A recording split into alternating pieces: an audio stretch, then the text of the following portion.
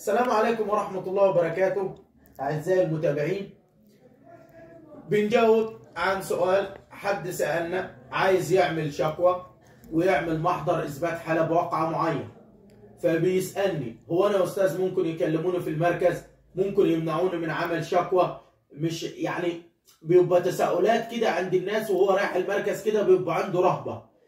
مفيش حاجة في القانون عملت شرط لعمل محضر إثبات حالة أو بلاغ أو شكوى أيا ما كانت الصيغة بتاعتها، طول ما إن فيه واقع حصلت حقيقية وإنت عايز تثبتها، دي معاك الحرية إن أنت تعمل شكوى وتحرر محضر بيها. لا هم بيحطوا لك شرط، والمركز مفتوح 24 ساعة، ما بيمنعش حد من ده اللي ما عندوش واقع وبيحب بيدعي على حد بواقعة معينة، زي الناس اللي بتشتكي بعض في قضايا الضرب وما يكونش حصلت الواقعة. التحريات بتاعت المباحث بتثبت ان الواقعة ما حصلتش، عدم صحة واقع، فيبقى برضه بيعملوا له المحضر ولكن بيبوظ بعد كده. لكن وانت رايح، هل بيحطوا لك شرط عشان تخش المركز تعمل محضر؟ لا، ما فيش الكلام ده. طول ما عندك مشكلة تثبتها بمحضر اثبات حالة وما فيش اي مشكلة.